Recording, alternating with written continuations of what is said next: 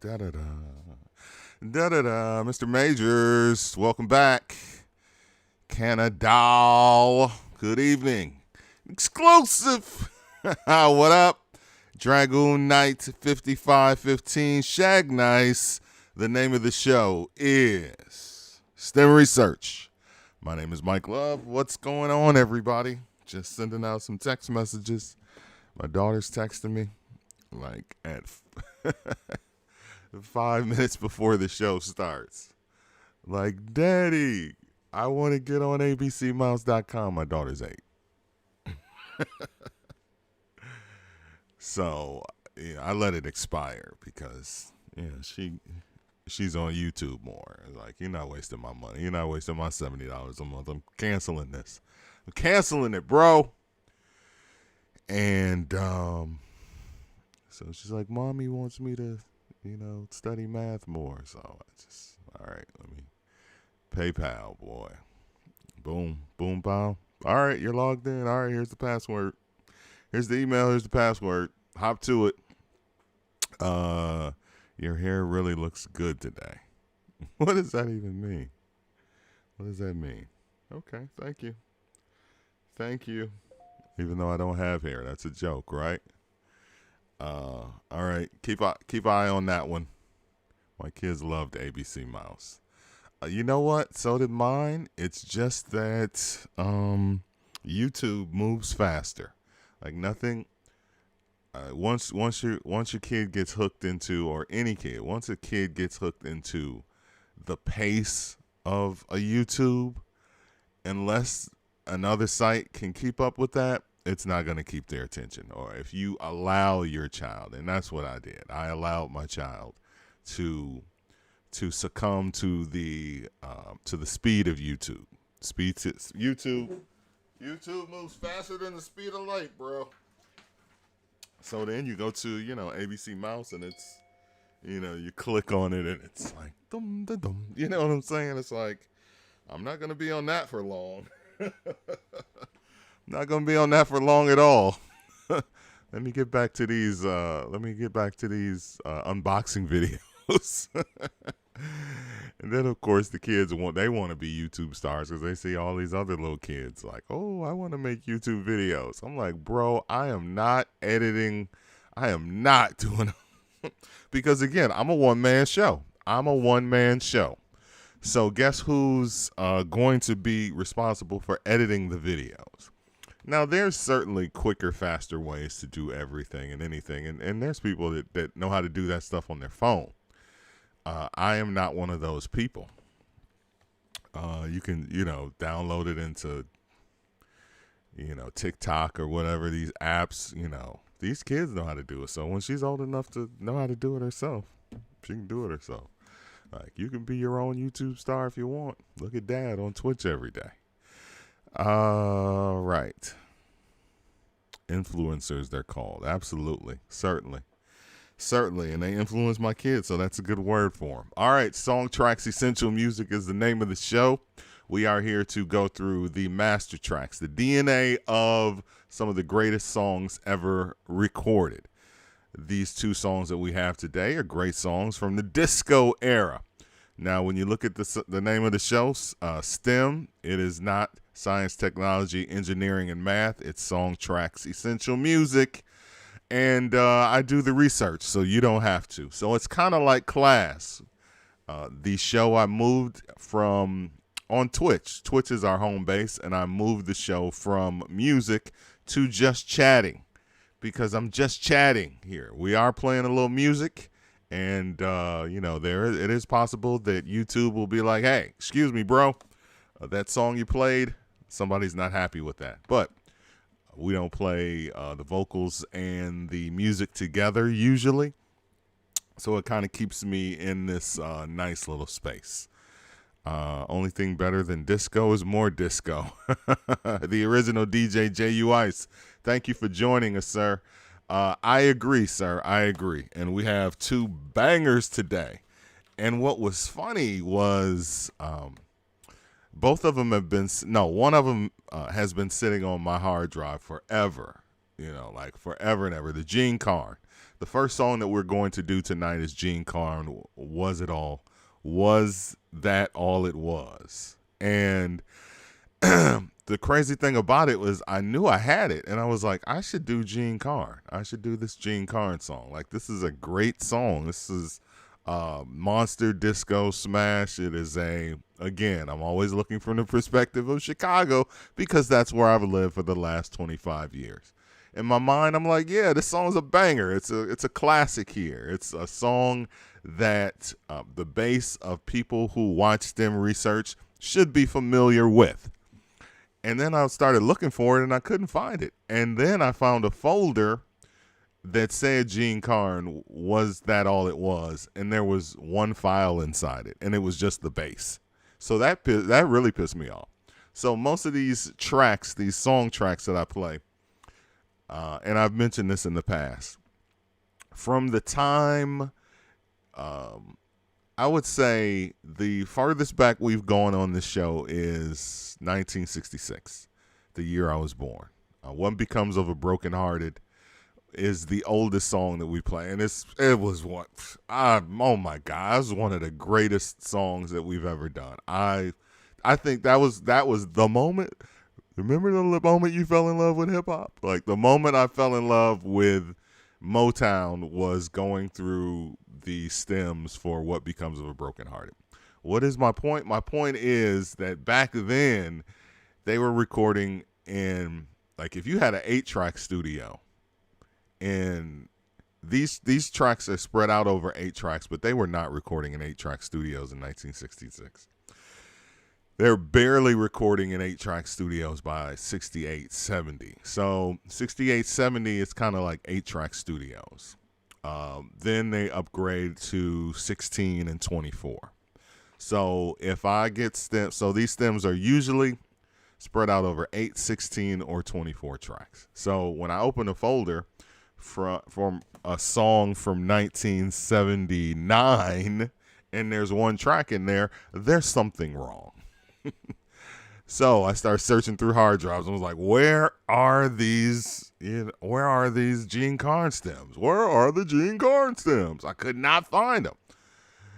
And I looked through about 3, and I was like, damn, I knew I had them. So I searched online to see if it was on my favorite site, because I have said on the show, even though rule number 1 in STEM research is you do not talk about the stems in STEM research, and rule number 2 is you do not talk about the stems in STEM research. So when people ask, where do you get those stems?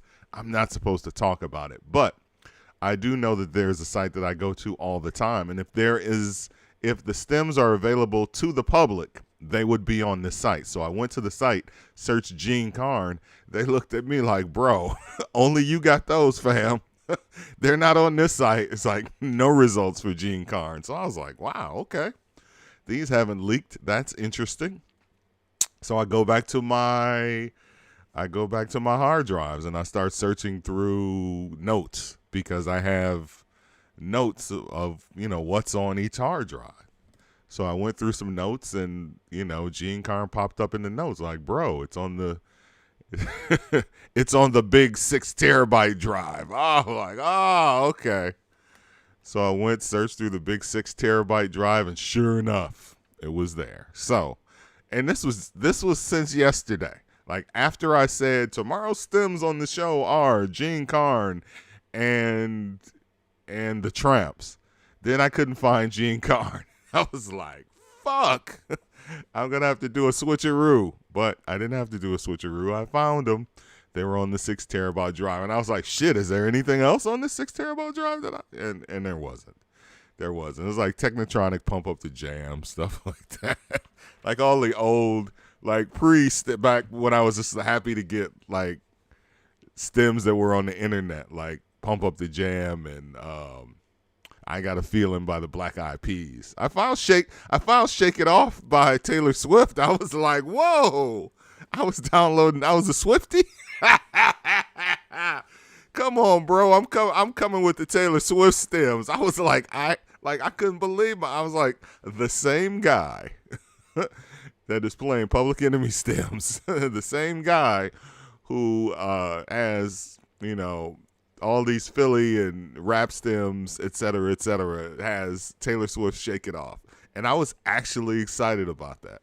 I was like, I'm going to spare you guys, but tomorrow I am going to pull out some stems from the 2010s. Tomorrow's 2000s day. It'll be our final day of the week because Friday I'm picking up my daughter and her pickup time is 8:45.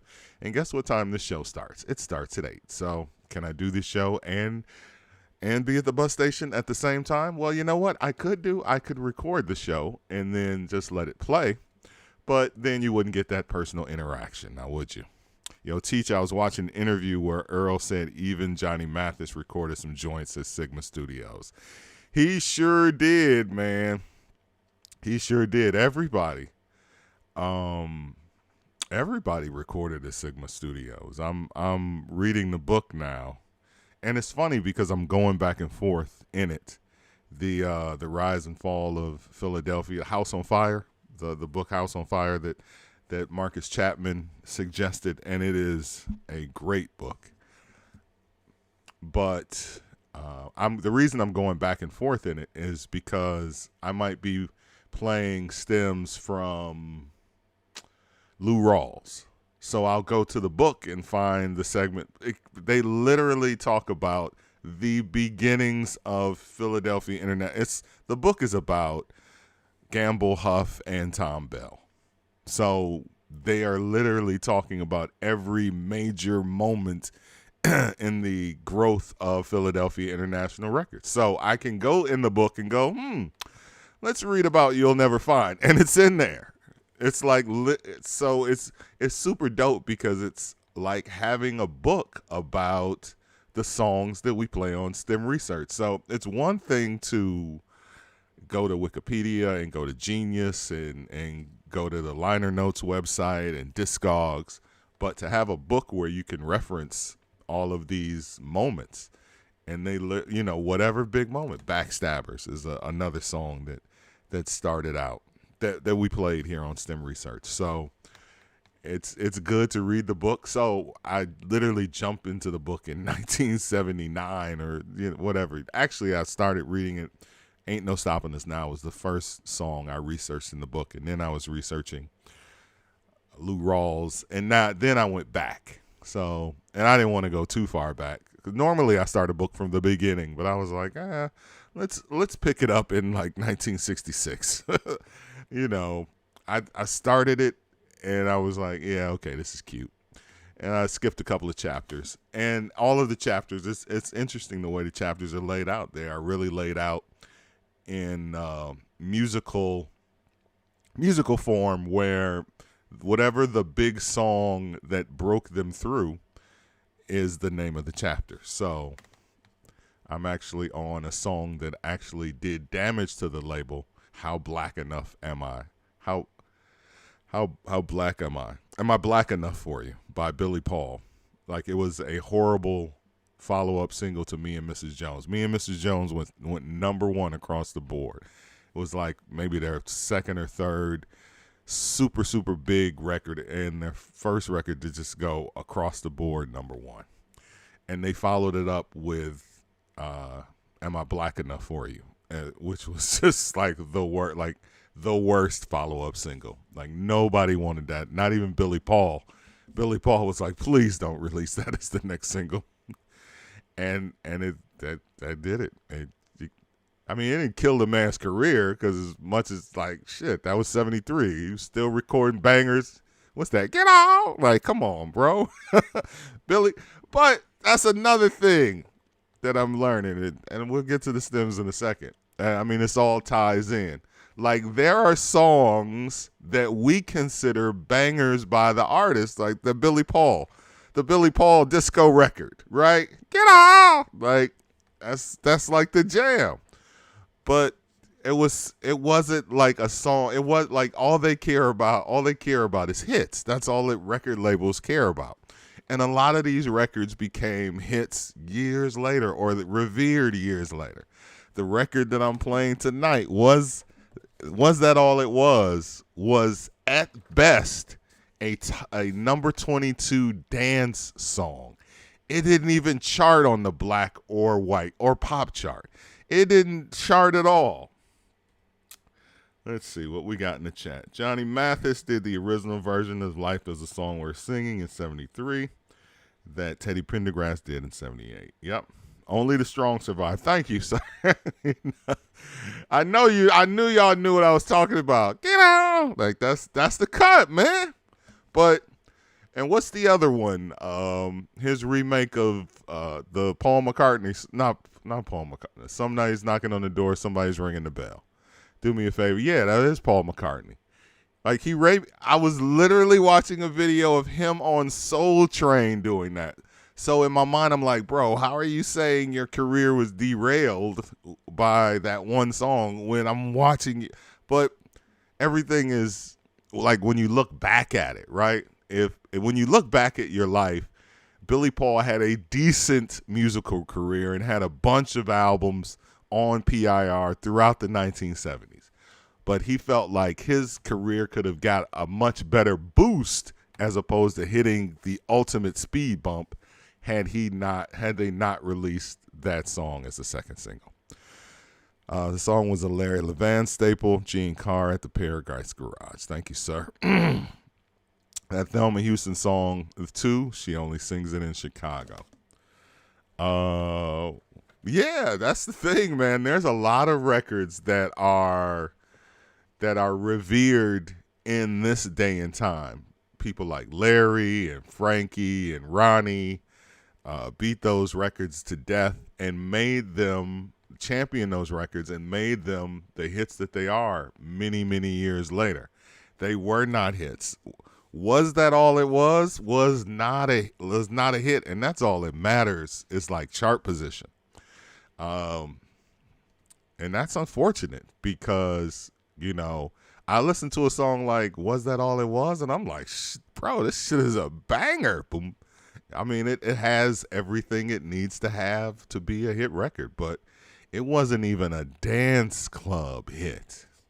It is a fresh sounding record. It is a well-recorded, it is a well-produced record. It is, of course, recorded in 1979, so it's not the OG team of Harris, Baker, Young, and all of those guys, but we do have the second team that stepped in and absolutely killed it. Keith Benson on drums, TJ Tyndall on guitar, John L. Ursery Jr., who was one of the co-producers of the song, he played keyboards. Strings and horns, Don Ronaldo. Damn it, he wasn't going anywhere. He was for hire anyway. Where was he going to go? He was like, I'm on everybody's records. I have no problem with anything. My money's straight. Me and the orchestra are good over here. Dope thing about the Gene Carne record, it was produced by Jerry Butler. And that's a full circle relationship with Jerry Butler and PIR. Because before Philly International Records was a record label, Gamble and Huff were hitmen for hire. They were trying to build their stable of artists on their own label, Gamble Records. They were struggling to keep that thing afloat or even get it off the ground. But they were somewhat successful producing artists outside of their own label. And Jerry Butler, whose most successful albums, The Iceman Cometh and the album after that, the other Iceman album, the Iceman Back to Back, whatever. I knew the name of it earlier. His two most successful albums are produced by Gamble and Huff, and his successful singles, Never Gonna Give You Up. Like when I go to look for Jerry Butler on Spotify, there's like 5 songs, and 2 of them are songs from The Iceman Cometh. So that says something. Understanding Mellow is probably my favorite. Yes, the same Jerry Butler from The Impressions. Jerry Butler, Only the Strong Survive was also on that album. So those records were major records, and they completely turned Jerry Butler's career around. And he ended up signing to Philadelphia International, years later after he stopped working with Gamble and Huff, because Gamble and Huff, like, they did 2 successful albums on him, and they wanted to keep it going. They meaning the record label, but Gamble and Huff wanted more money, or they also said, hey, we want to just start developing our roster. So they eventually did do that when they finally got the OJs and Harold Melvin and the Blue Notes some hit records, and then the ball really started rolling from there, which we have talked about on this show. That all it was has a lot of edits. I can imagine. The Iceman. Yeah, the Iceman. Also, for those of you who are not in Cook County, like myself and some of my friends on the chat, he was the Cook County commissioner. And I was for years I was like, is this the same Jerry Butler? It was. Iceman Jerry Butler was Cook County commissioner all the way through 2018 until very recently. So, he's been a fixture here in Chicago whole time, as we also like to say. I was like, the Iceman? I was like, if they don't get the Iceman off the news, boy. But, he was obviously always on the up and up, because he was Cook County commissioner for quite some time, and you don't see that. If someone is a politician in Illinois for over 25 years, they are either so crooked they can't get rid of them, or they are super, super on the up and up. So take your pick with the Iceman, but it was always cool. I was like, the Iceman, Jerry Butler, bro, I want to run into him and talk to him about the good old days. Never did. So he co-produced this record, which was a surprise to me. He co-produced this record with John L. Ursery Jr. He also co-wrote the song with John and Linda Conlon. So, holy cow! There's some research that I never, like, you talk about never would have thought. I mean, the man has had a hand in writing some of his own great hit songs, so it's not a question of whether or not he could write a great song. But just the fact that the last thing I expected when I picked up a book, or when I started doing research on Was That All It Was, the last thing I expected for this disco house, pre-house, deep house banger to be written by Jerry Butler. But guess what? It is. So, and of course, as I said, Jerry Butler did those. It's all cylindrical. Everything comes back, They obviously had a great working relationship in the late 60s when they put out those records. It's about one of the records from the Dilla, from Donuts, one of my all-time favorite albums from 2006. That's a Jerry Butler. Just because I really love you. I was like, bro, Dilla chopped up some Jerry Butler. Not only chopped up some Jerry Butler, but he also chopped up some Gamble and Huff. All right, early Gamble and Huff. So let's hop into it, shall we? The Iceman was in City Hall. He sure was. So check out "Love You" by, if you're a big Jerry Butler fan, pull up Donuts. I know that there are some people on this feed that are similar to me, that are like, I like Donuts, just not donuts like Dunkin' Donut. The album Donuts by J Dilla. Like, if you're a music fan like I am, and you like donuts just as much as you like disco, if you like disco and donuts, then you already know about it. But if you don't, pull up Donuts by Dilla and go to, I think the song is called "Love You." Great chop. That's another song. I mean, I pulled that up. I was like, he did it justice, boy. That boy, James Yancey was a bad man. All right, let's dive in, shall we? It is time for us to break down the song. You know how we do on this show. We start with the instrumental. Like that. So let's start with the instrumental. Like that. Hang on. We got Joe. 1, 2, 1, 2, 3. Let's do it, everybody. STEM Research, Mike MFN Love, G and Carne. Listen, oh, that sounds so fresh.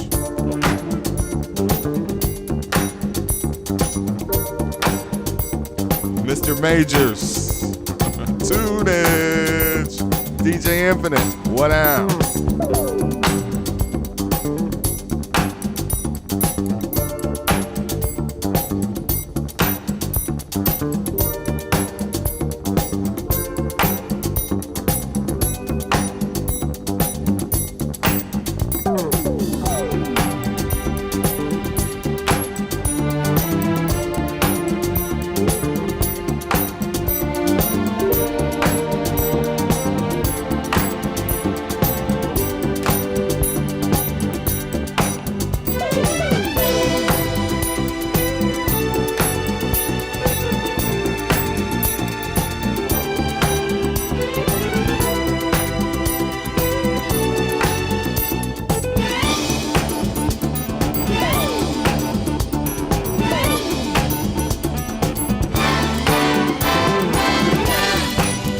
Goddess One Love, thank you for extending your Tier 1 subscription through March. That's what we need on this channel. Subscriptions. Subscribe, damn it. Don't just subscribe to the YouTube. DJ Circuits, welcome.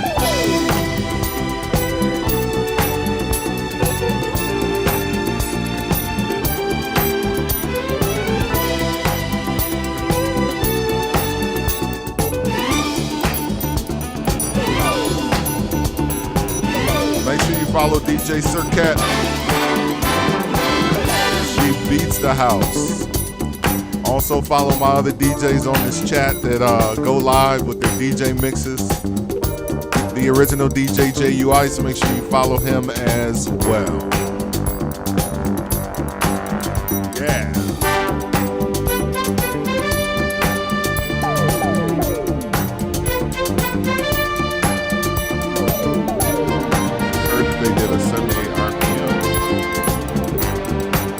I have never heard of a 78 RPM 12-inch. Why would they do something like that? Like, why would you do that? Like nobody had a 78 on turntables. at the crib, maybe. They snap.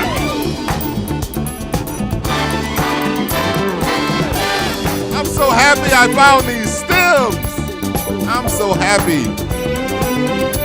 Thank you, 6 terabyte drive.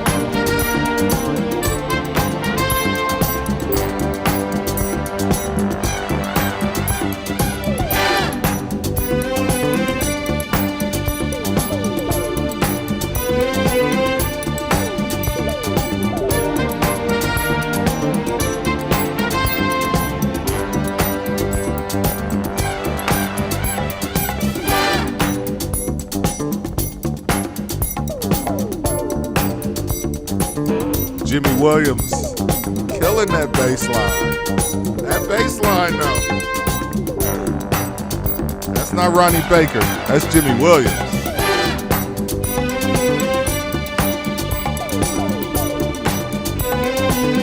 Come on down, Ronaldo. Hey, hey, hey.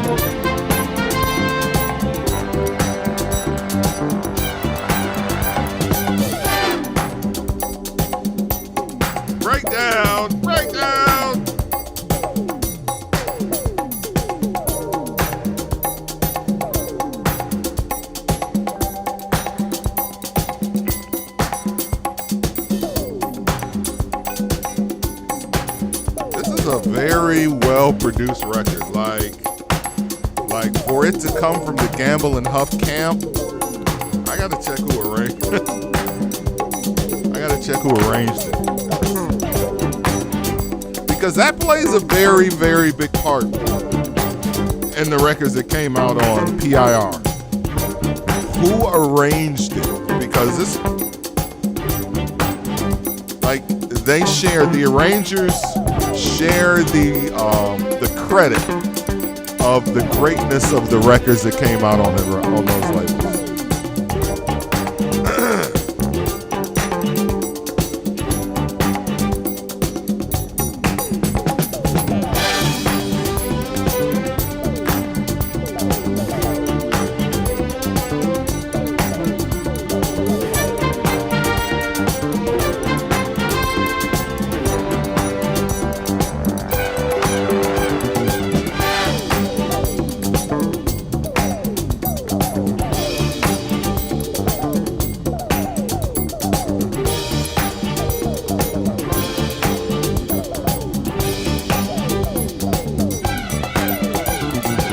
Of course, it was recorded at Sigma Sound.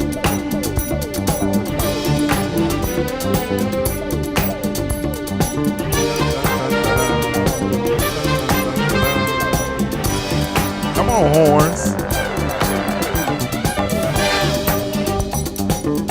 Don Ronaldo strings and horns. No one listed as the arranger on the album. Dexter Wanzel, maybe? Dexter Wanzel is listed as the executive producer, so I know by 79 Dexter Wanzel was doing a lot of the production and arranging. Might be able to give it to him. Welcome to class. The name of the class is STEM Research. I'm Mike MFN Love. Track. Mr. Majors, thank you for the bits. Thank you for the biddies. This track, bro. Larry LeBand, thank you, sir. Thank you. Frankie Knuckles, thank you. Ronnie, thank you for blessing us with this unheralded Philadelphia record.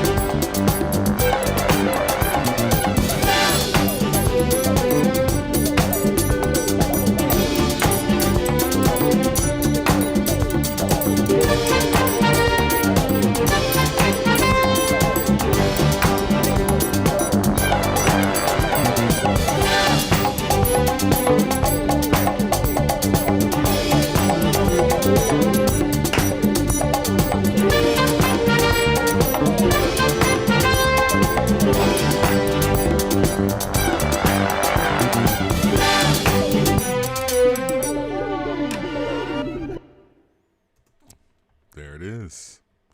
Beautiful record. Absolutely gorgeous. Absolutely gorgeous record. Let's break it down. Let's get into the drums. Let's start with Keith Benson's drum work, which is solid all the way through. Wait, well, hold on. Let's rewind that. I want to take the Cougars out. Right there. Right where you at. One. Take the Cougars out. Two. One. Cougars. How many times do I say on this show Cougars? I don't say congas. Because all my life they've been saying Cougars. That may be the correct pronunciation. I don't know. Take the Cougars out. There are a lot of edits of this song that are available because, hell, I've had these stems for 2 years or more, just sitting on them. And sometimes I have to go through my stems and like take notes, like, you know, what haven't I played, or what should I be playing? What do I need to play? All right.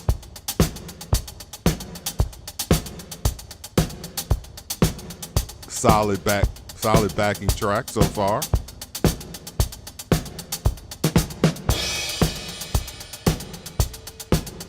as you can hear, not unlike Earl Young, our good friend Mr. Benson is working those hi-hats.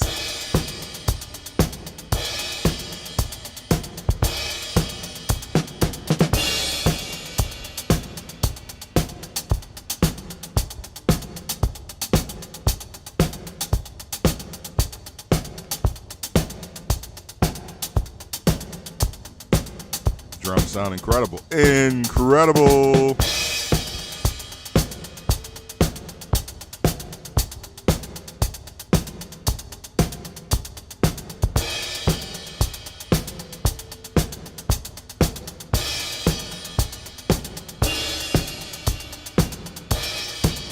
All right, let's put some of the congas in there. Larry Washington on congas. You already know the deal. It's Philadelphia, baby. Who else would be on congas? He didn't leave with Baker Harris Young. He didn't go anywhere. Gets the percussion.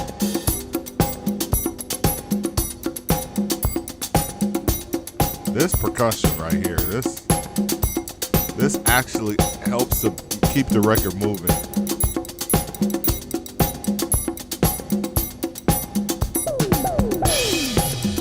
I never knew the name of that thing, that sound, until I got these tracks.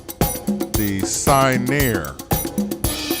that boom, boom, boom, that disco sound.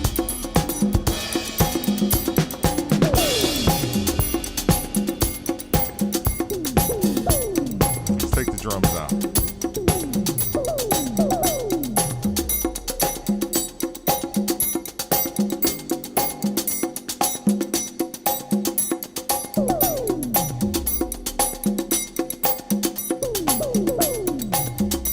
That's a sound from the Lindrum MC.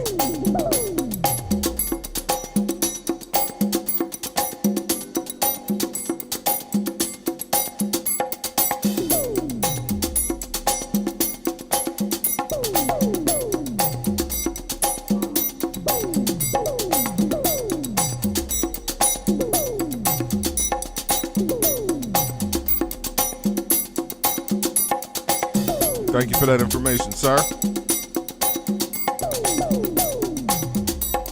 It sounds good like this. Hold up.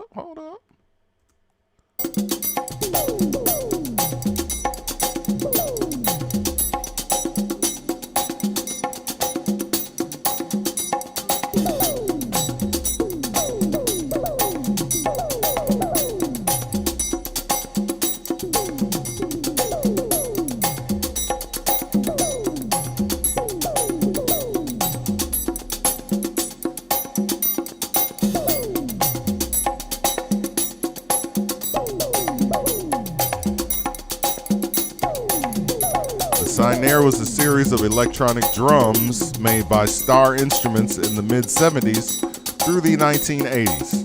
The S.T.E.M was a drum synthesizer, meaning that it was essentially a synthesizer, but instead of being controlled by a keyboard, it was triggered by hitting rubber pads, which were pressure sensitive or can be programmed.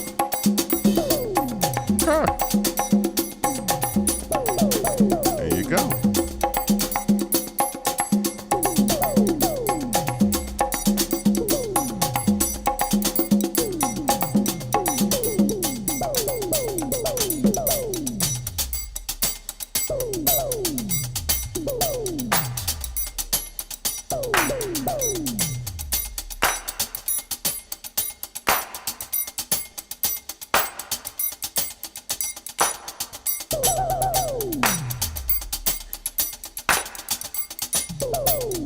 Classic sound in the 70s, absolutely.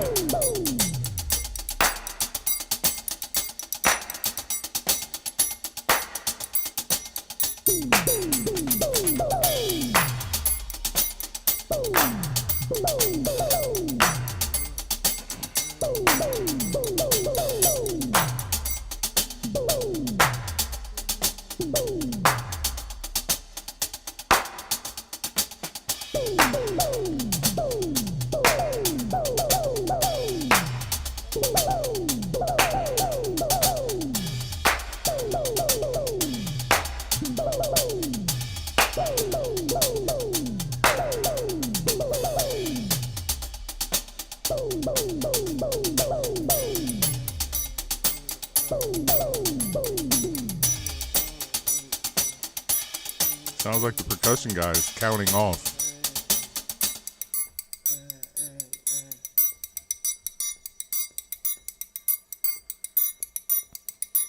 Sometimes you gotta do little things you gotta do to stay into the groove.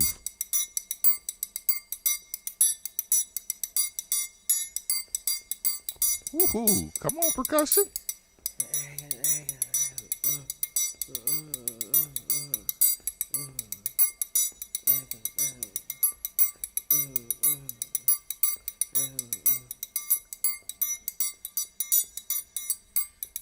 Interesting. He's tired. He's like, yeah.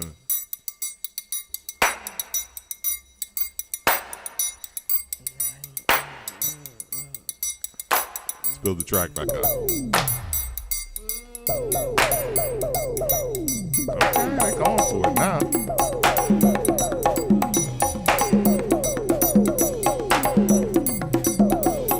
We all in now.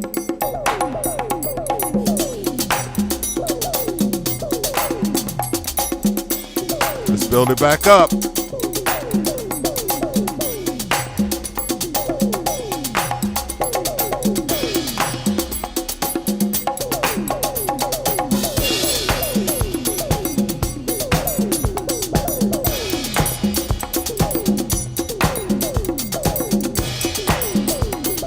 Love don't live here anymore. Good one, Doc. Doc B, welcome. Yep, they sure did use that. Not just disco. It's mostly known for disco, but you're absolutely right. Shout out to my man, Norman Whitfield, on that one.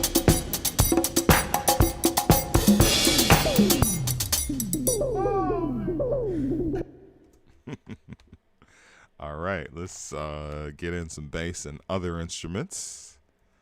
Let's see here. We got the bass. This bass line is absolutely moving in this record. So let's give it a little clap to go with it.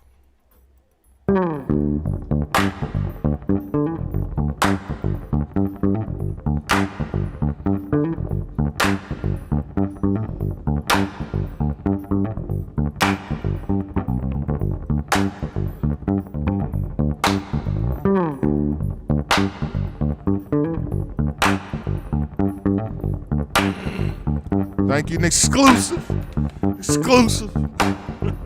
Now I sound like corporate. Thank you, exclusive. Thank you, sweetie.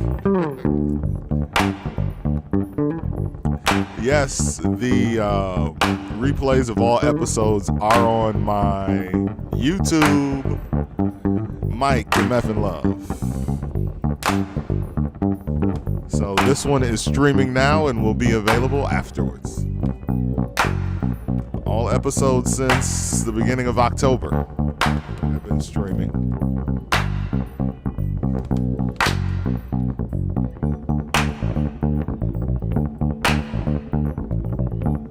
That hand clap is serious.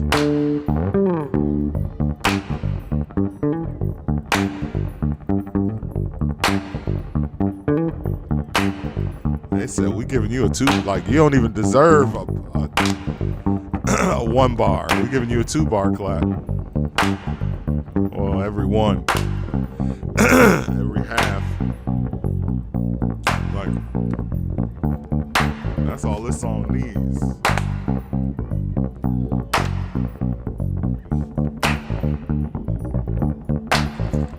Yeah, this bass line by itself, man.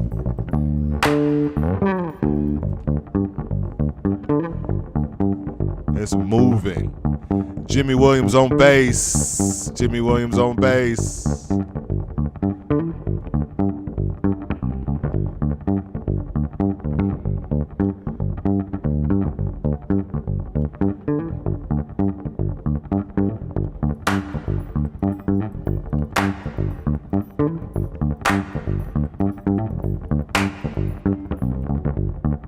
Like, it's really in your face. This is a in your face bass line.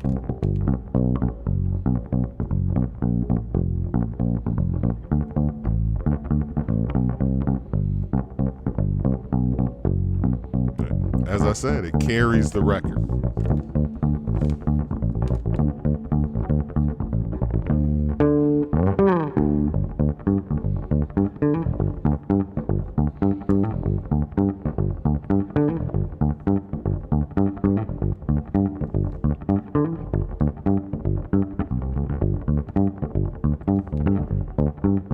Come on, come on.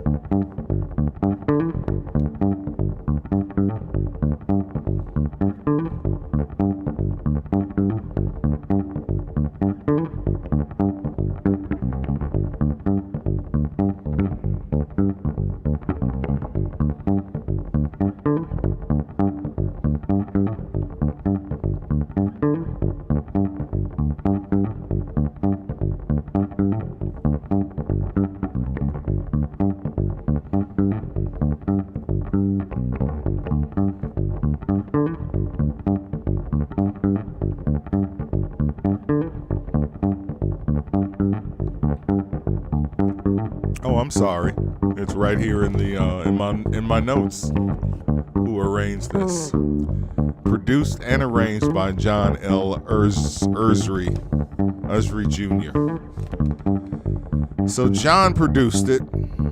Jerry Butler also produced it. So Jerry Butler and John Usry Jr.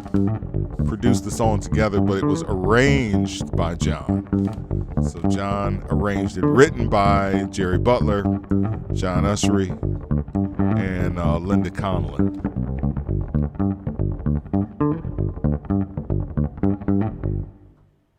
And we got a break.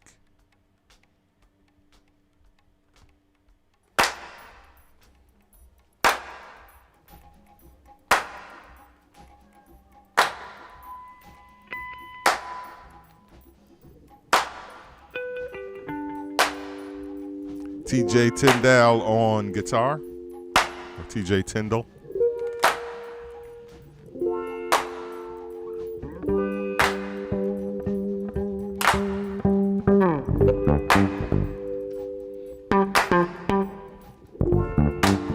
Ooh, come on. Come on, Jimmy.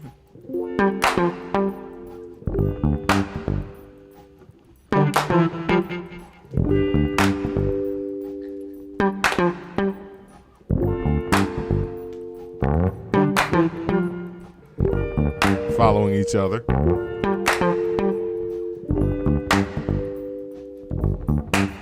Backing in.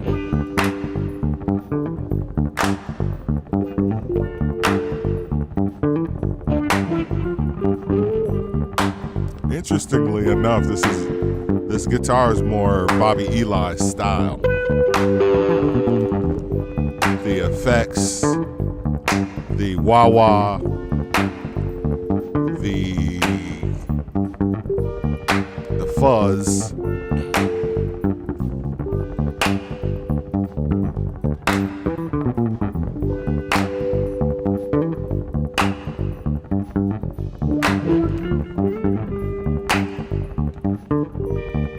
So it looks like TJ picked up a little of the style.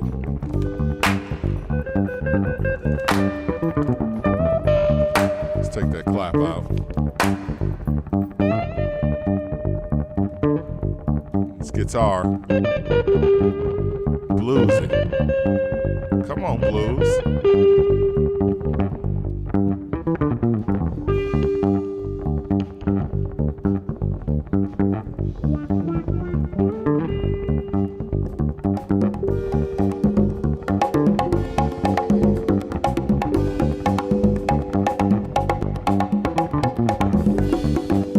We break down the songs track by track, getting into what makes the song great.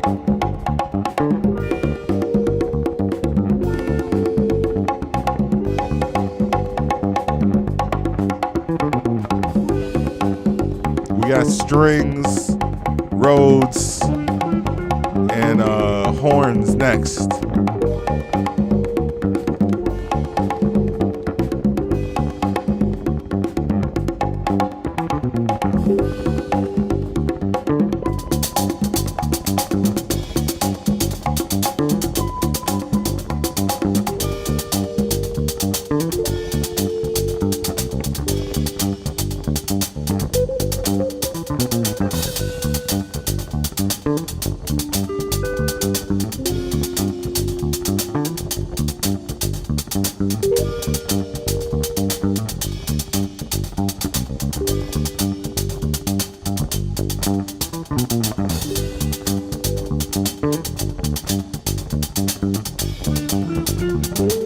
He's keeping better time than the drummer.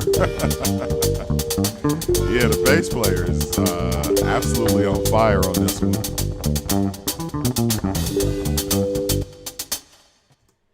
Crazy. This record is a monster. Shout out to these guys. Could have really been a tandem. This production team, the work they put in on this song. I mean, you know, at this point, PIR is a machine in '79, but you know, these guys really they really put in work. They really put in work and put together a great song, an absolute banger. And all right, so we'll start. Since we came in on guitar super late, we'll start with guitar, Rhodes, and we'll get the strings and the horns, bones, trombones, of course, and trumpets, courtesy of Don Ronaldo.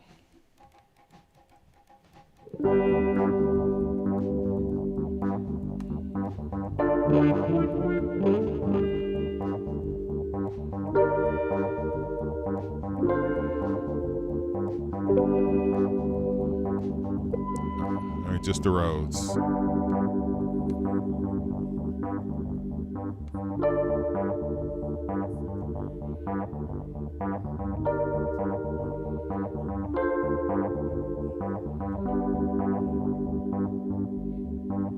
Strings.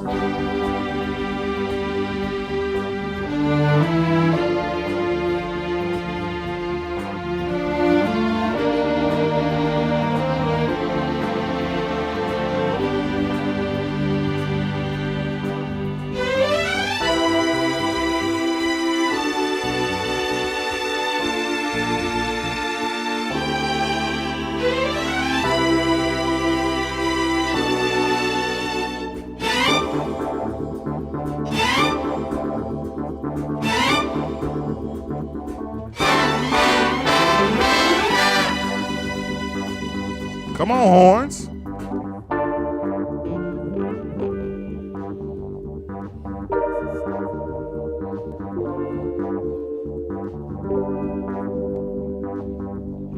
Just the strings.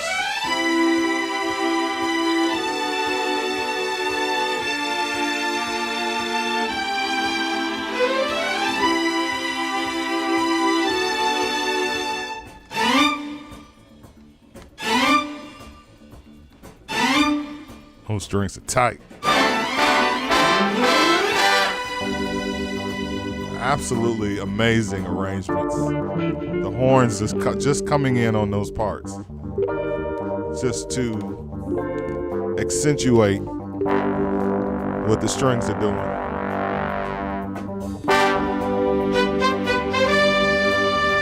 Incredible, incredible.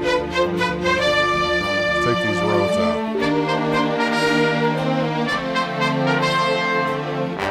That's superhero music right there. The way the strings and the horns are blending. This is orchestra music, baby. This is a real orchestra. Don Ronaldo, you a fool, baby.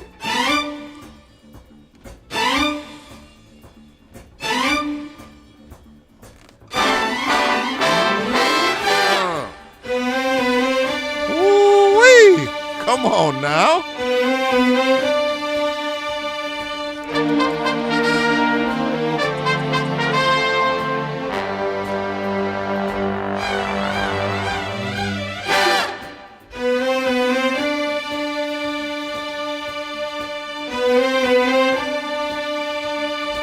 Saying 303 partial to strings. I hear ya.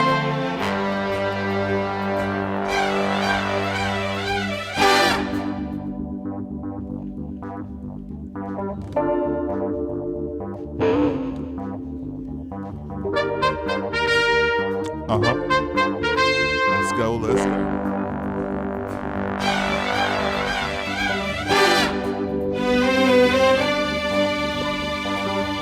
Beautiful music.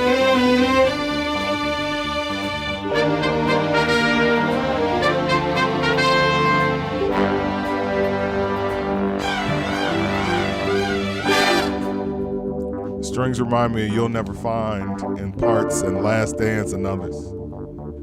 This song makes you want to spin around on the dance floor real cool. Agreed, DJ Sircat. The horns and the strings mix very well together. And the strings by themselves are a monster.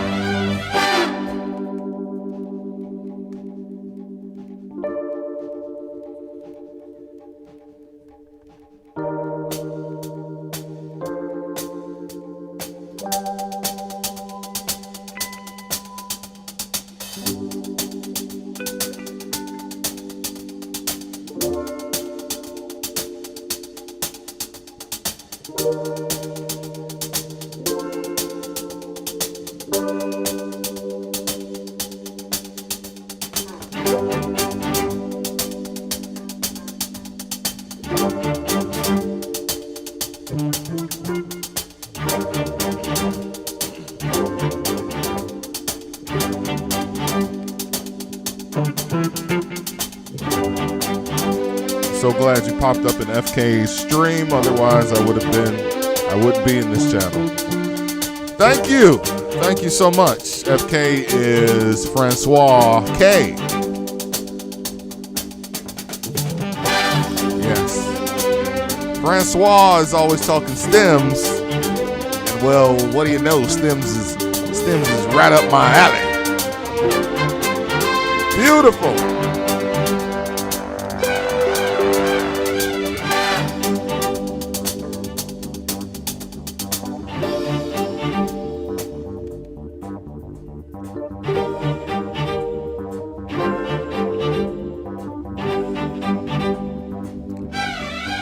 Guitar out. Just horns, strings. Once again.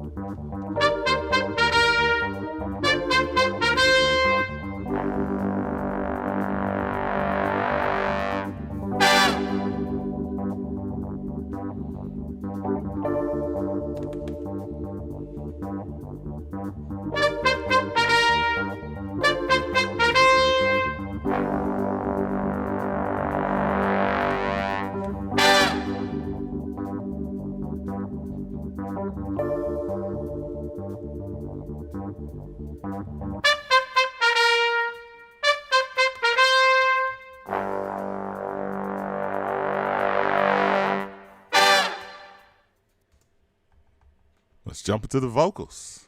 Incredible record. Like, okay, you can't really F that up. Can you? Can you F that up? All right, we have 3 vocal tracks. There is no background courtesy of the Sigma Sweethearts on this record, but there are, as you can see. Let's see. Start out with the lead vocal track.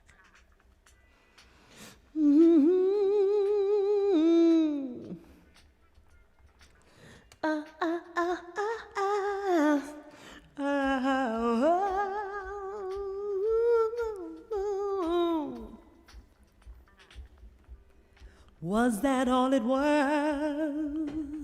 Take your time. Way to pass some time. A momentary thing not worth remembering in the morning. Song's about a one-night stand, ladies and gentlemen. Let's go. Must it be so cold? Like something bought and sold? Yikes. Was it just a game? Would you recall my name if you saw me?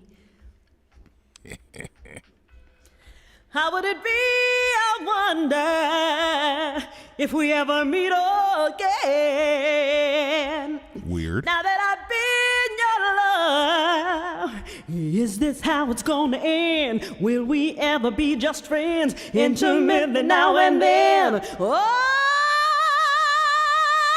is that all it was? Come through, Gene Carne. Night out on the town, an exercise of will, a one you needed feel. Did you use me? Listen to what she's singing about. Listen to the words, man. Come on. How would it be, I wonder, if we ever meet again?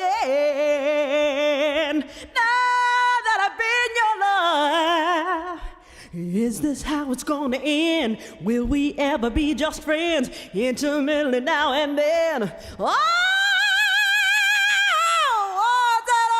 it was. Come on, young lady. When you close the door, passion left behind, out of sight and out of mind, gone forever. See what the other track has going on. Was that all it was? Extra.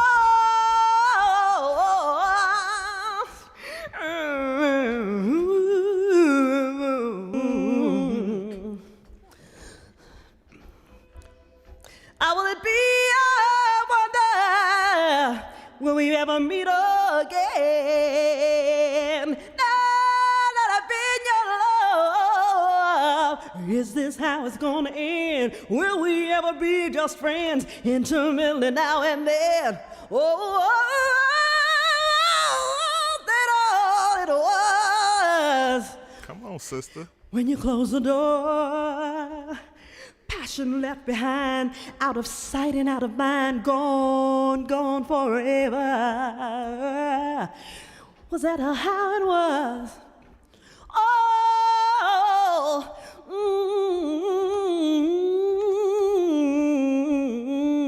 oh yeah, oh yeah, oh yeah. Was that?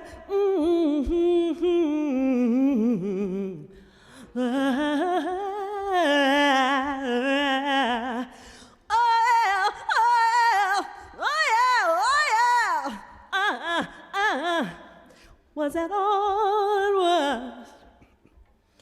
All it was? Oh, passion left behind. You're out of sight and you're out of my mind. And I'm gone, gone forever, gone forever. Mm-hmm. Oh yeah. Mm-hmm.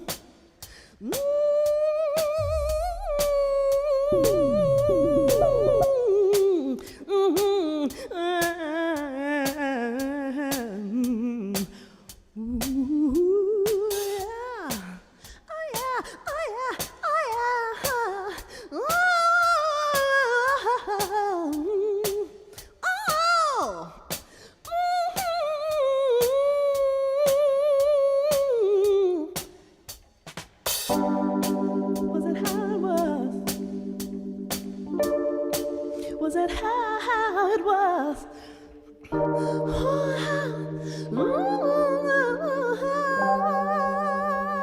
Time for some church. Let's go to church.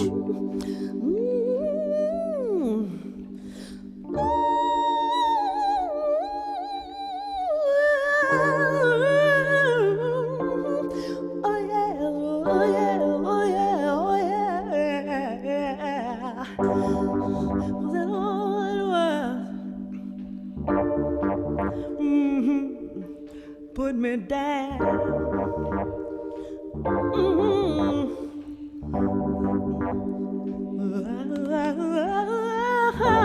Yeah. Oh yeah. Come on, come on, come on.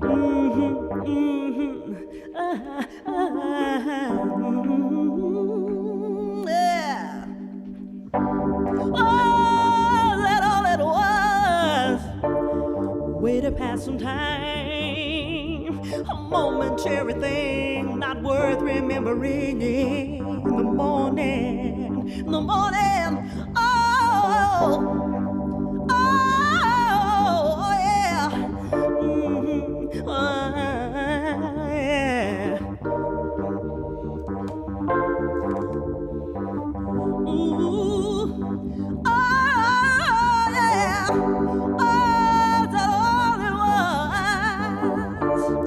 Night out on the town. Night out on the town. An exercise of will. Oh, you needed feel. Did you use me? Did you use me? Oh.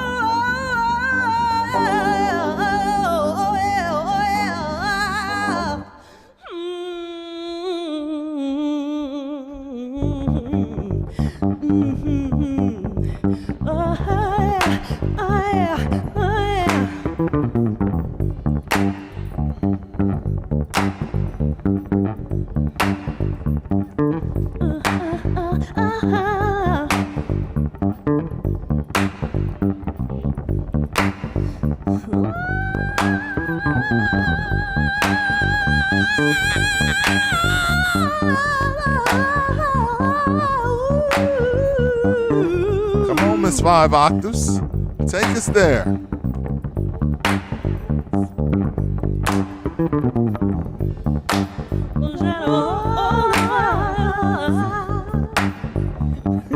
Lead vocal repair track.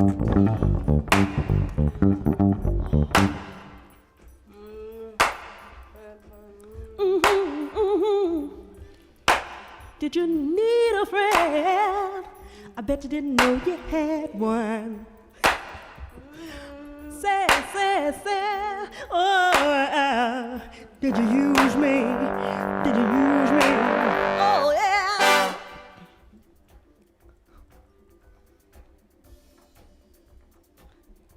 We may never meet again.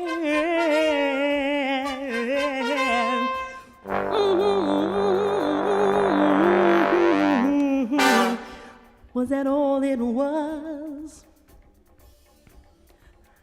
Night out on the town.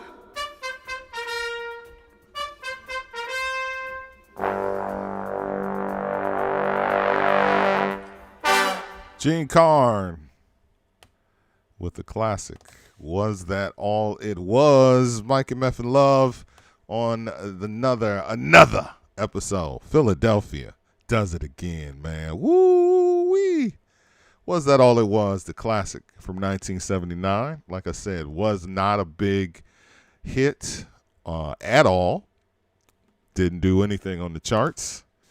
But became champion by the DJs. So thank you, and always shout out to the DJs who make these records happen. DJs like Larry Levan, DJs like Frankie Knuckles, DJs like my man, I'm sorry because I'm doing like 8 different things. DJs like Ron Hardy, Ronnie, Frankie, Larry, making these records happen. All right, we're going to keep going because I'm like, damn, it's 9:15. Spent a lot of time on that joint, but spent a lot of time on stories as well. So no break today, children. If you go take your pee break, you just take your pee break. Normally I take mine right here. In quite some way sonically from the material she cut with ex-husband Doug on Black Jazz in the early 70s. Yeah, she was a singer, man, a singer. All right, let's dive right into the Trammps from 1977. The night the lights went out. On the follow-up from the Disco Inferno album from Trammps 3, the Trammps, of course, were Earl Young's band.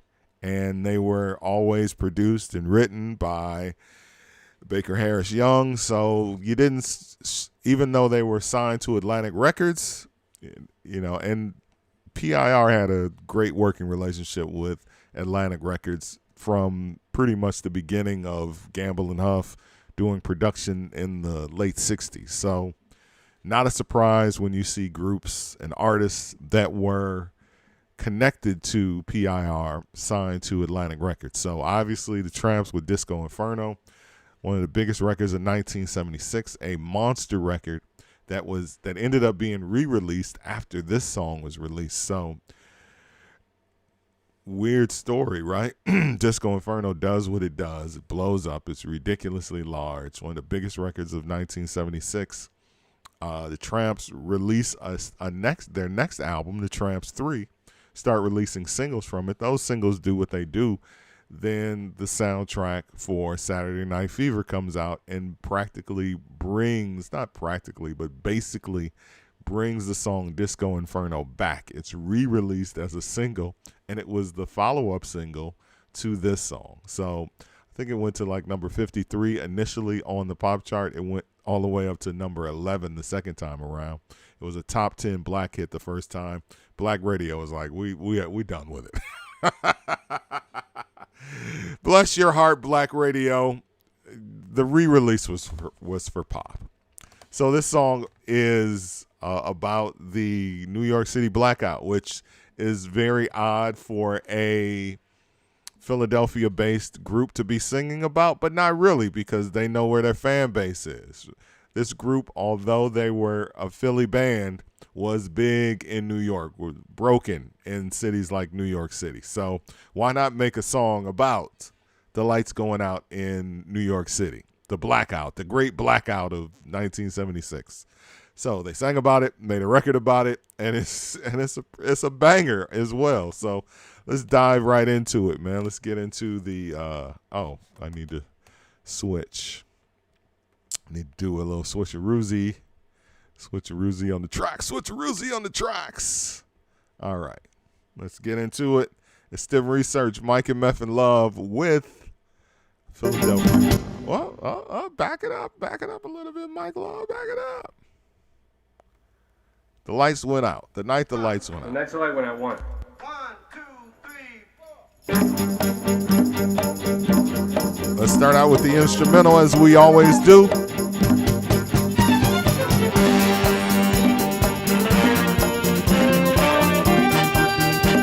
Great all-around performance by the band on this one.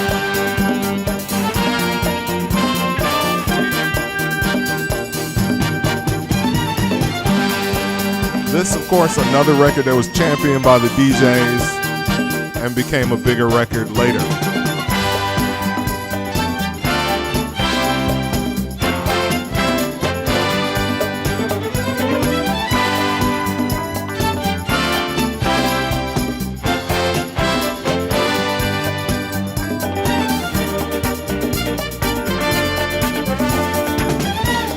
Have mercy on keys. I love listening to this instrumental. It's a dope instrumental.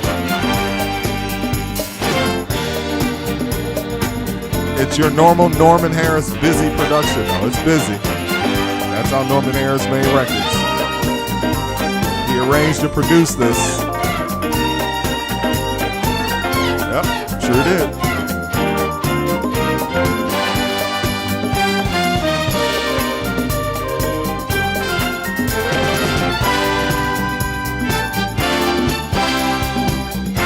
Song for the women I cross paths with but don't have contact with anymore.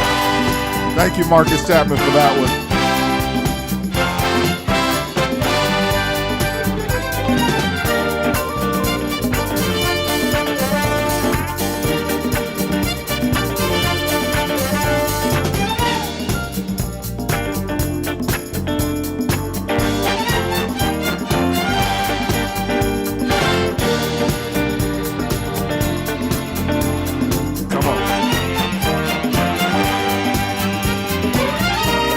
Gotta go to bed, but can't seem to peel away. San 303, we understand. We understand, San. The night of fucking and looting, the night DJs were born. LOL. Thank you for that, the original DJ JUIs. And that is what this song is about. The song is about how many babies were made 9 months after the lights went out in New York City.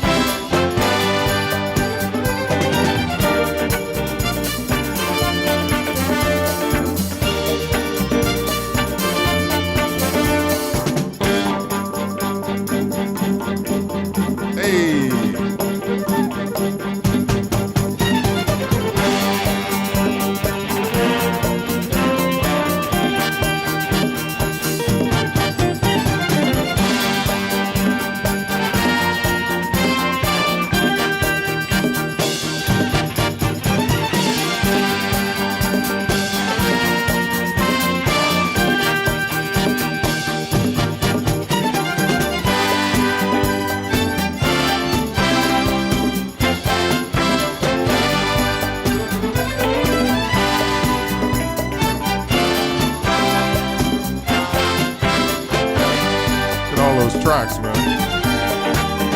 They definitely used the 24, baby. Sigma Studios production.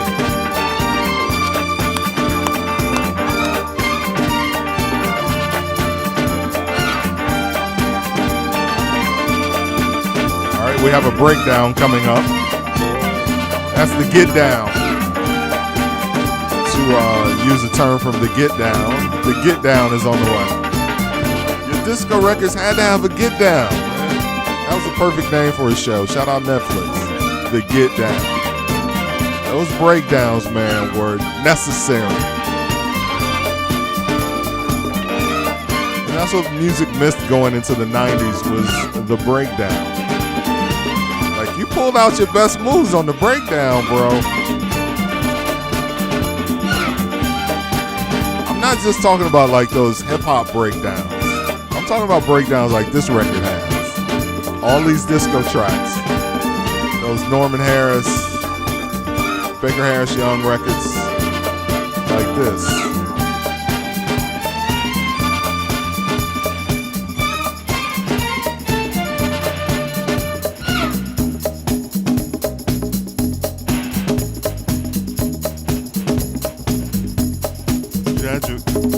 You got it in right here, man. There's something about the breakdown, bro.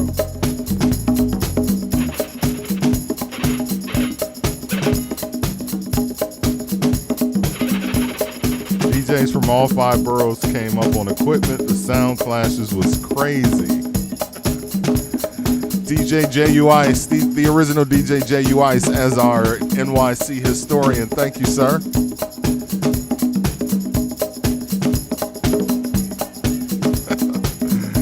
DJs are born, man.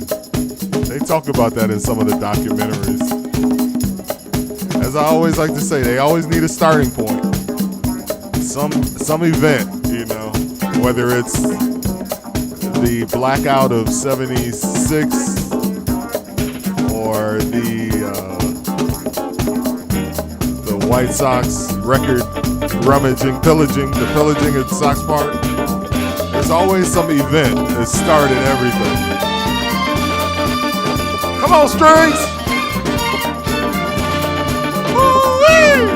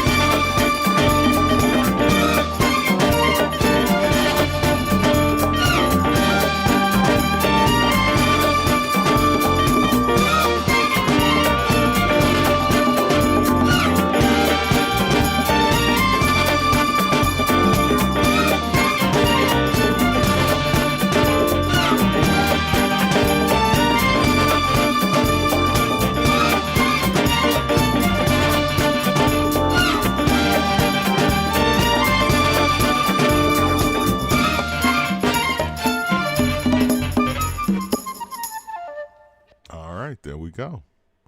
All right, let's break down the track. Blackout was in 77. Thank you, MC. Kick, snare, sock, drums left, drums right. I mean, you talk about making a record that was, on top of it. talk about being like right on top of the story, right?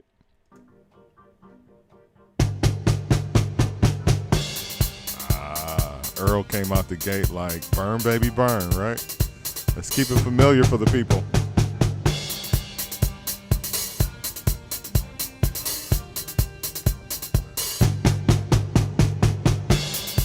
So this is Earl Young's band, so we get to hear Earl Young, and it's Earl in his Earl Youngiest.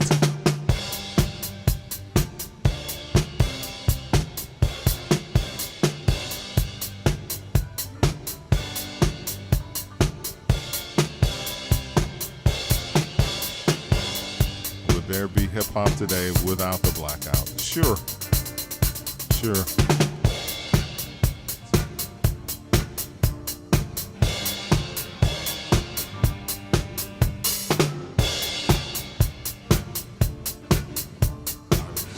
Because let the world tell it. Hip hop was created in 73 at these moments that these documentaries pull up, like I just shake my head at them. Like, everybody became a DJ after everyone looted. Like, okay. Like, so they weren't going to be DJs before then, right? Nobody was a DJ before then, but once the looting in 77, even though obviously people had been DJing, but everybody was a DJ. I don't know, man. I hear those to me, again, when you're doing a documentary or a television program or something, you have to create a narrative with the story. So the narrative is hip-hop started at this house party in 1973 and then in 1977, 4 years later, when the blackout happened, all those black people looted all these stores and stole all this equipment, and that's how parties in this party. And I'm sure that is the case in some sense, but let's not make the black, come on, bro. I don't know. I just, how is that backed up in any facts or sense? But that's just how my mind works. I don't know. I'm a contrarian by nature. You may have been able to tell.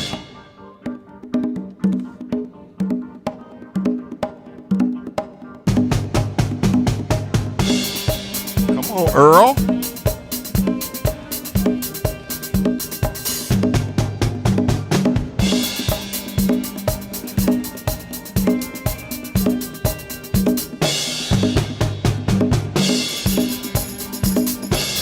Some tambourine. Earl is cooking.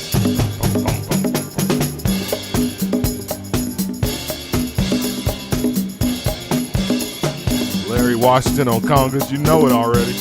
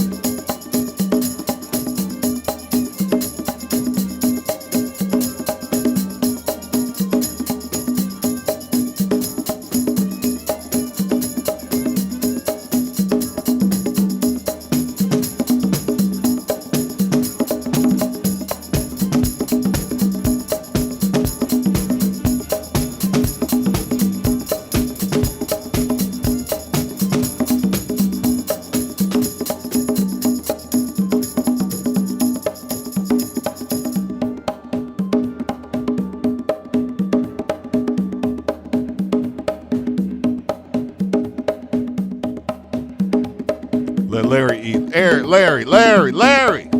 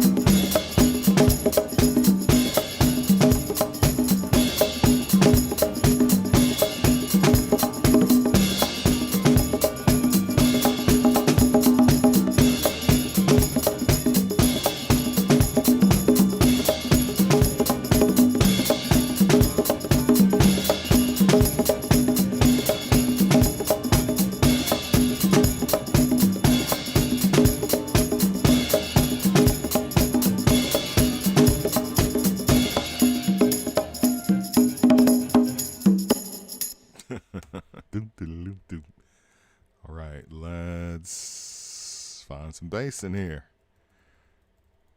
Let's find some flute in here. Let's find some guitar in here. And let's kick it off. The nights are like when I want. 1, 2, 3, 4.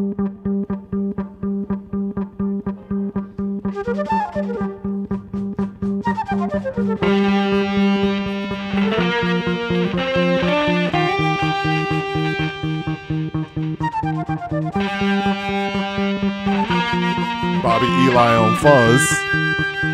Let's take the flute out.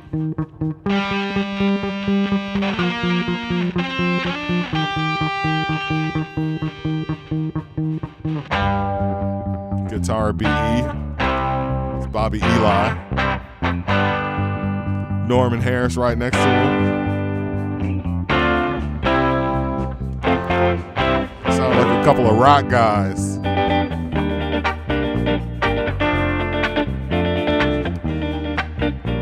Norman Harris being Norman Harris right now.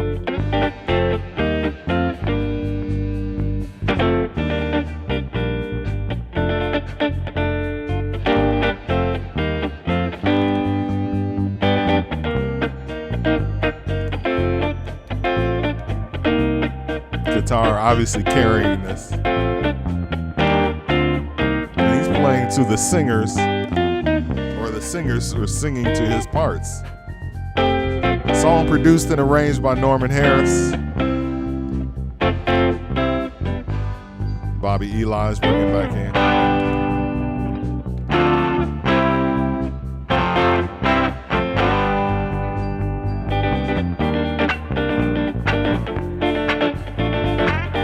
Bring that flute back in.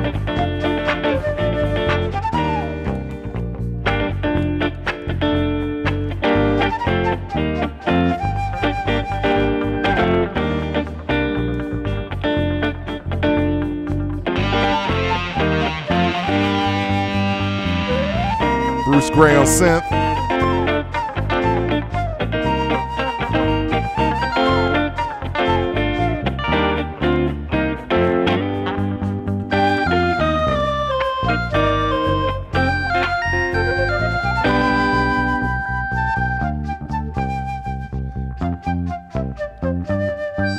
Come on, synth.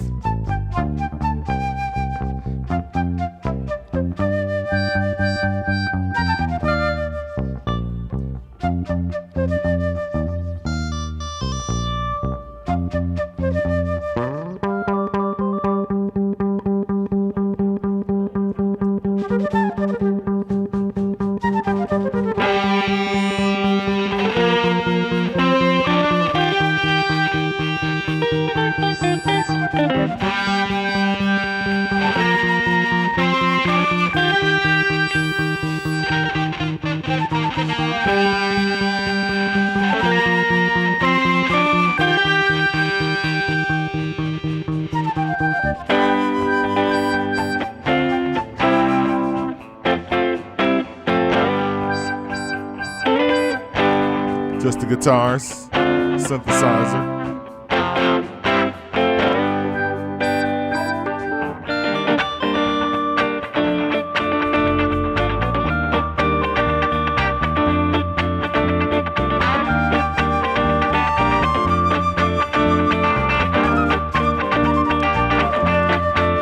Who's on bass? Ron Baker.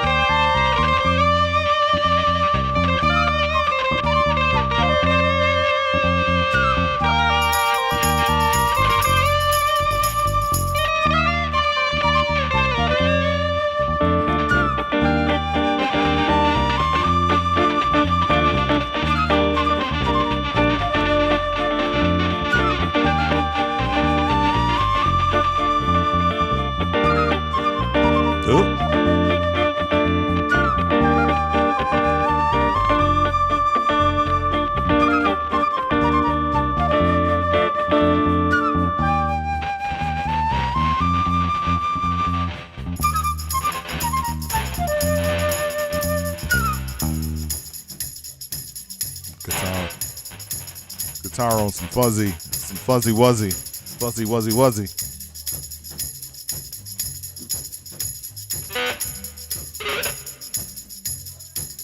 Experimenting.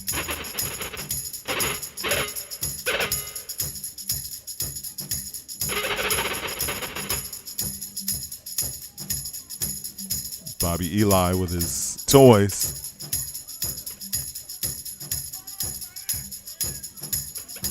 Hear everybody yelling. The band, or the group, I should say, not the band, doing their vocals. Ron, have mercy, curse it.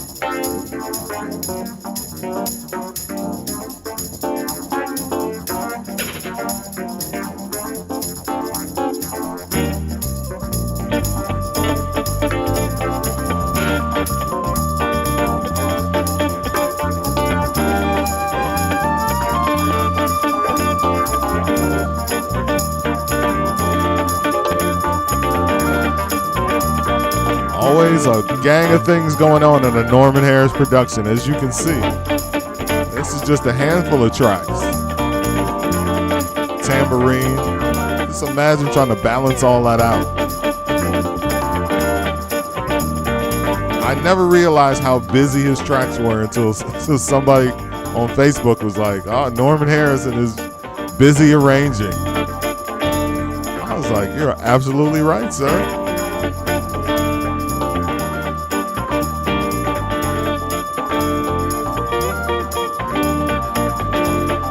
But it works. Like, you can't take anything away from it. But it is busy.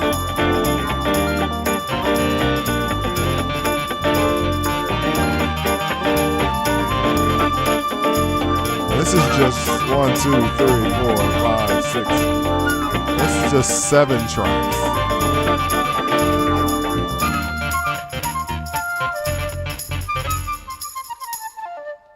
The way they were able to make space for everything is in and of itself a miracle.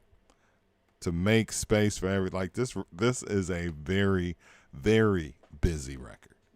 It's busy for a Norman Harris production. It's really, really a lot of things going on. But when they break down, it sounds magnificent.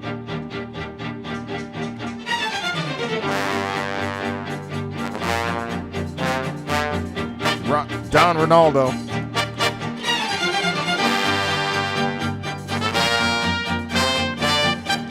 Superhero music. S.T.E.M Research is the show. Mike, MF, and Love. Monday through Friday right here on this Twitch channel. 8 p.m. Central. 9 p.m. Eastern. 6 p.m. Pacific time. Catch the replay on YouTube. Mike, MF, and Love.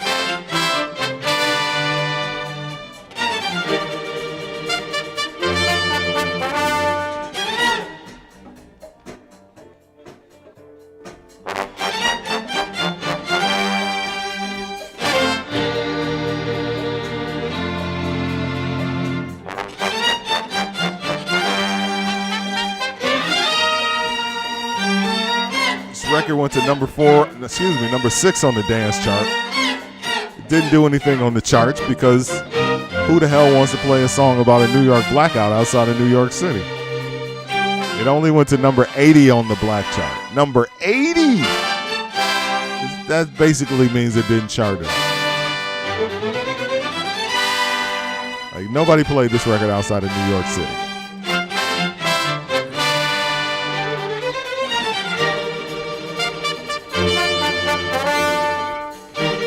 Love that part. Best part of the arrangement.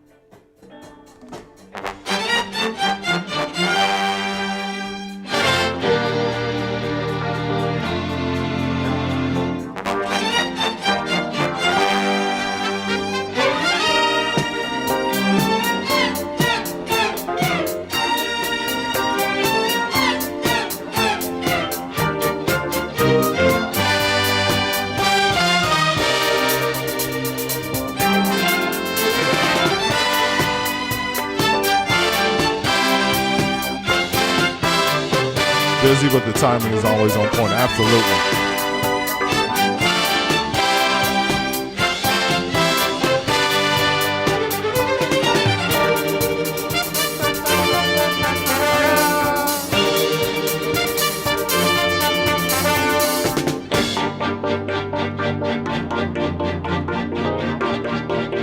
Let Earl eat.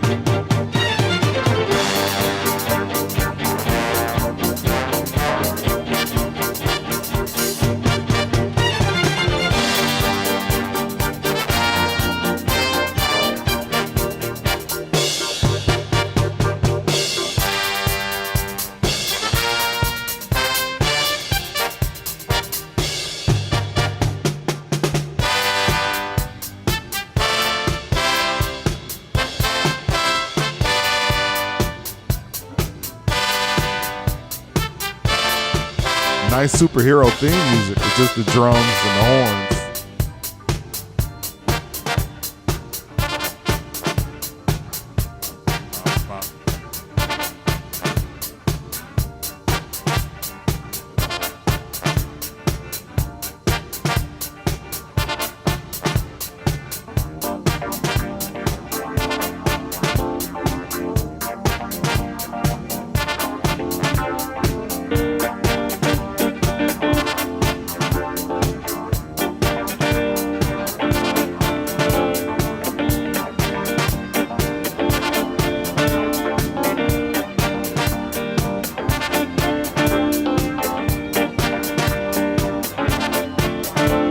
Come on.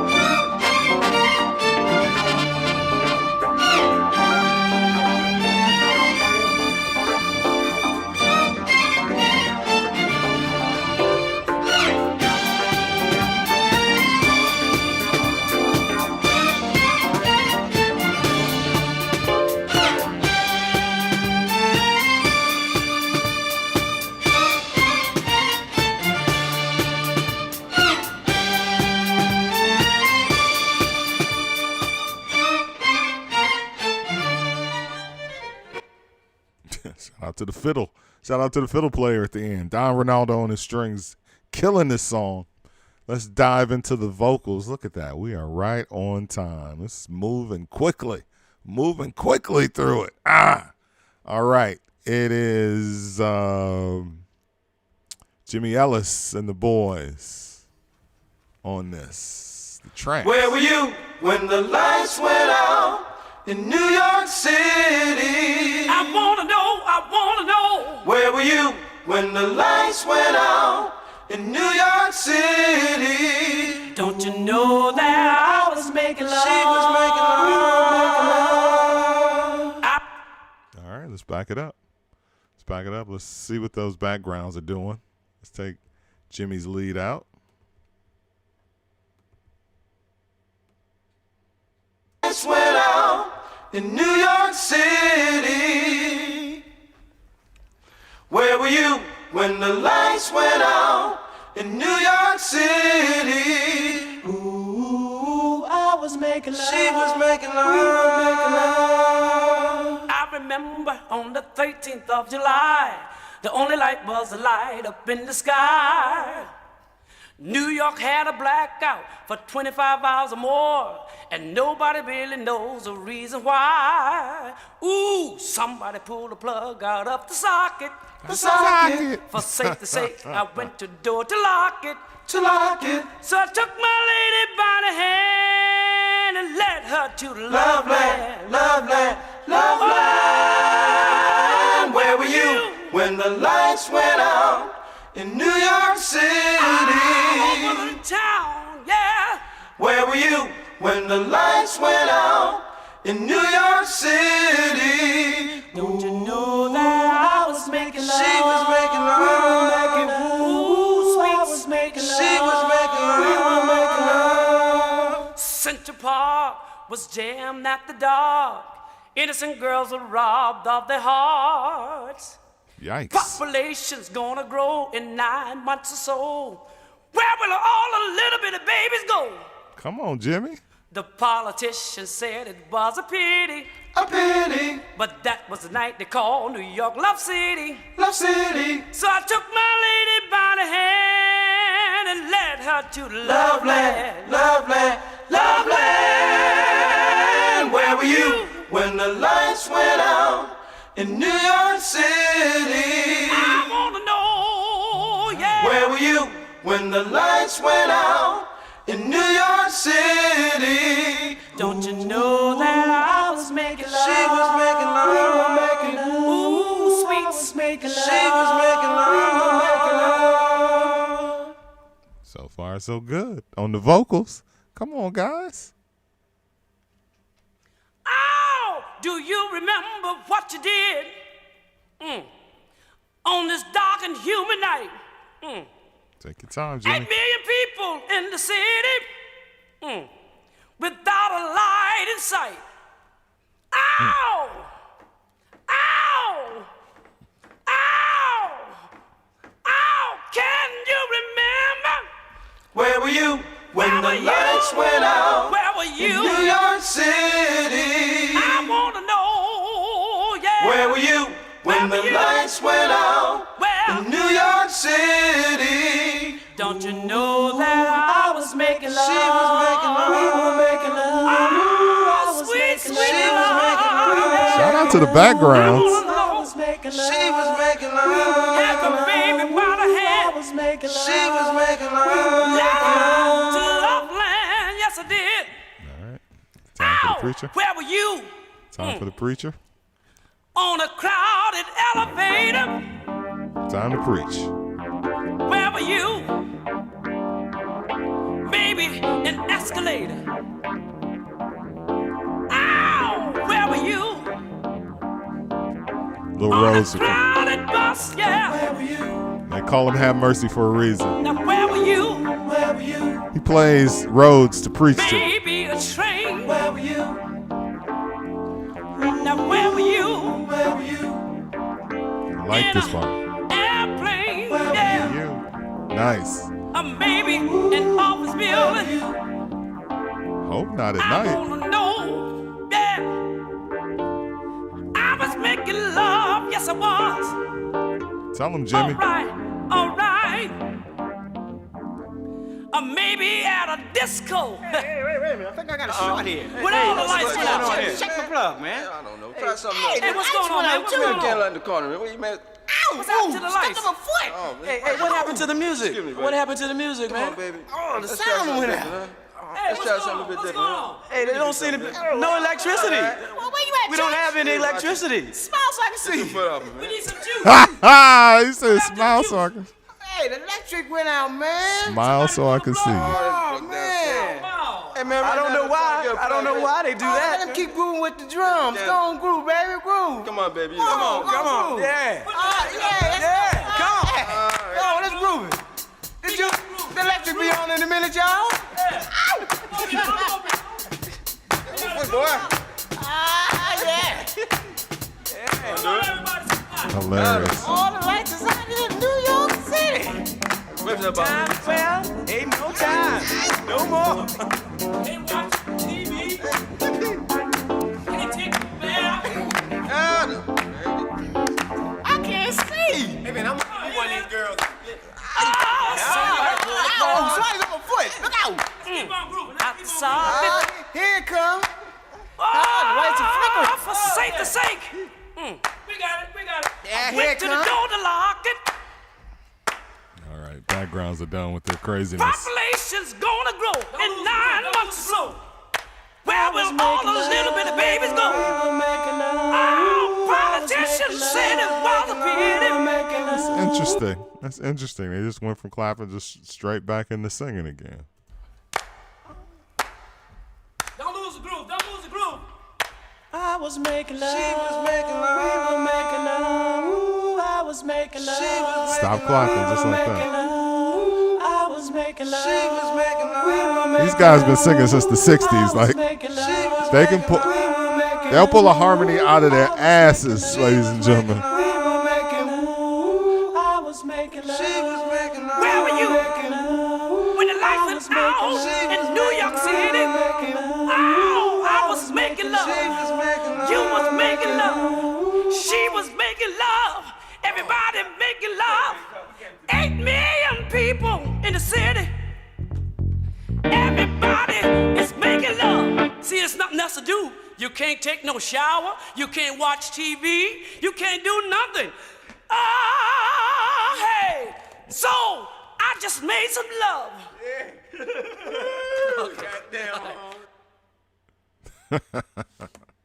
Can't take a shower because, you know, you can't see. But you can see that. Oh, there it is. The night the lights went out in New York City from those guys they call the Trammps. Philadelphia's finest. Produced by Norman Harris. Song was written by Alan Felder, Norman Harris, and Ron Tyson.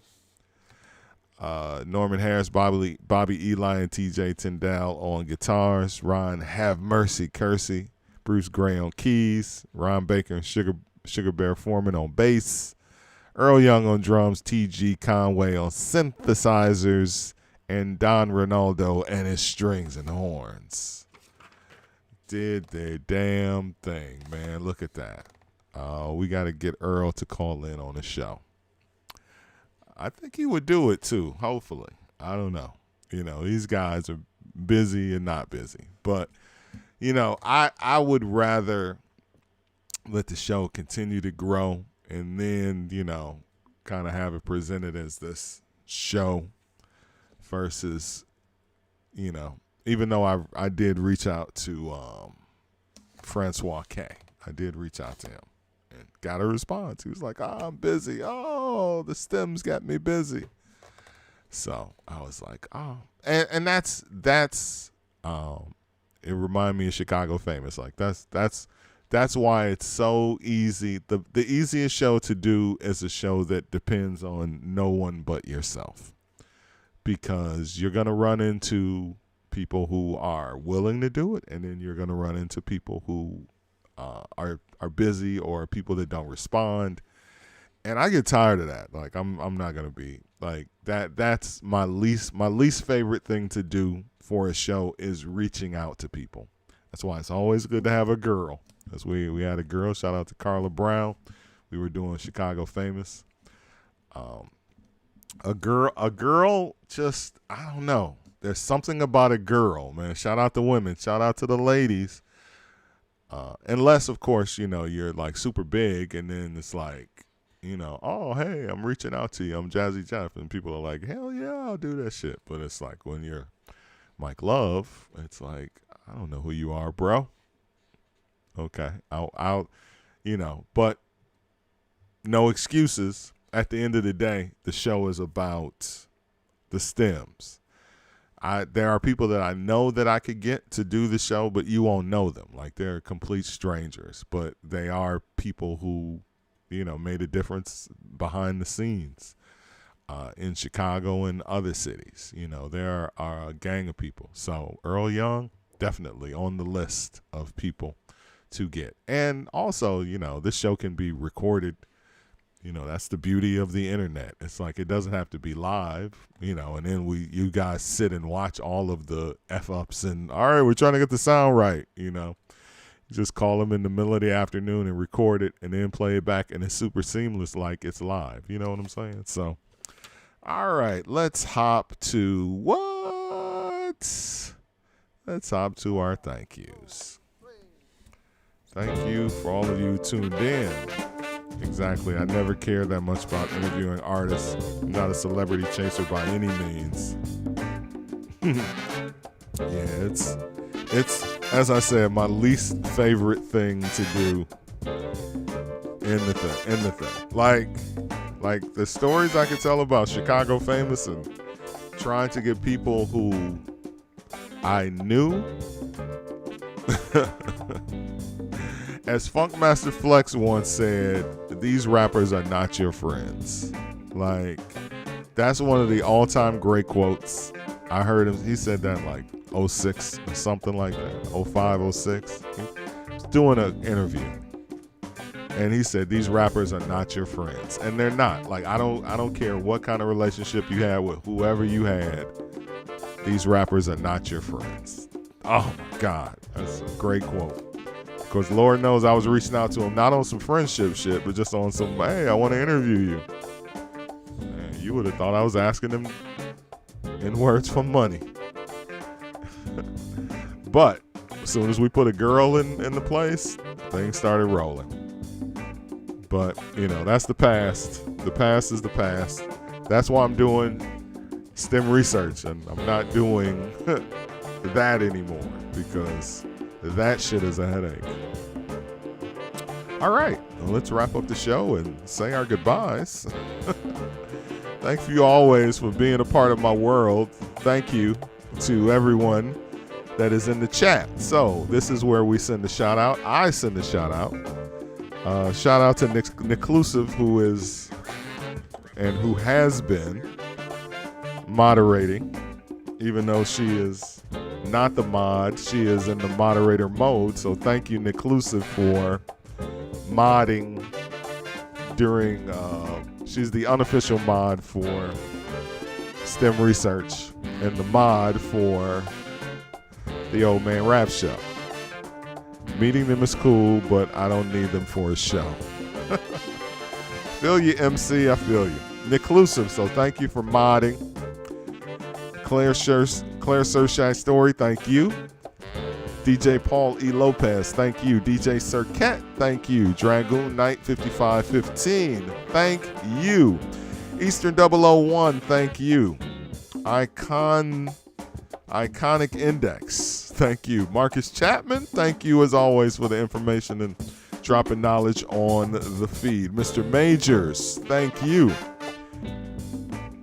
And Music Lover 3R. Music Lover 3R, thank you. Miss Shanita, thank you. Nat Zelly, thank you. Ray Llanos, thank you. St. John 46, thank you. San 303, thank you for sticking around the entire show. The original DJ JUI Ice, thank you. The Art 85 and Virgo Pros. All right, tomorrow we bring it and we do what we've never done or hardly ever done on this show. We bring it into the 2000s. Tomorrow's the final STEM research of the week. because Friday I'm out. But Saturday, of course, I will be back doing the Old Man Rap Show at 12 noon Central. So tomorrow, we got 3 stems. Jay-Z and Kanye West with Otis. Kanye West was Stronger, and Rihanna and Drake will Work. So ride with us, vibe with us as we do something completely different. Stems research tomorrow. Rihanna. This is literally the last recorded music Rihanna has done as an artist. And her fans are pissed, so hey, I got that direction to come from. Jay-Z, Kanye West. I was listening to Otis like, wow, this really was a great song back in 2010. So, let's see where we're going. Dark Knight is on tonight. No, we're going back. Let's go to Dark Knight's feed. All right, let's raid him. We'll raid DJ Dark Knight. Thank you again, everybody, for being here. Tomorrow, 8 o'clock, we're back with 2,000 stems. It's a beautiful thing. Go Bulls. They play tonight? Yes, go Bulls. Oh, man, why you remind me of that shit that they're doing on the Bulls fan page on Facebook with that the Balzac shit. Oh my God, that's the corniest white boy shit ever. And people in the chat was like, please stop doing that the Balzac shit and stop trying to sell that merch. What is the page called? Like Die Hard Bulls fans or something like that on Facebook. It's amazingly hilarious, but it's such a fan page. Like, it's a fan page. Like, dude goes hard for the Bulls, and the content is great content. And they got a lot of followers and a bunch of people to follow. But he's trying to sell these. They're trying to shorten DeMar DeRozan, Lonzo Ball, and Zach, and give them a nickname. And the nickname that these white boys came up with, no offense, white people, is DeBalzac, DeRozan, Ball, and Zach. DeBalzac, which sounds like the ball sack. And while it's catchy, it's corny as fuck, and it's white boy corny as fuck. But, like, I could totally see the bros going, fuck yeah. Anyway, I never talk about shit on the internet, but I just wanted to drop that. Let's raid Dark Knight. Have a good night. No offense, again, white people. Just having fun. Class is dismissed.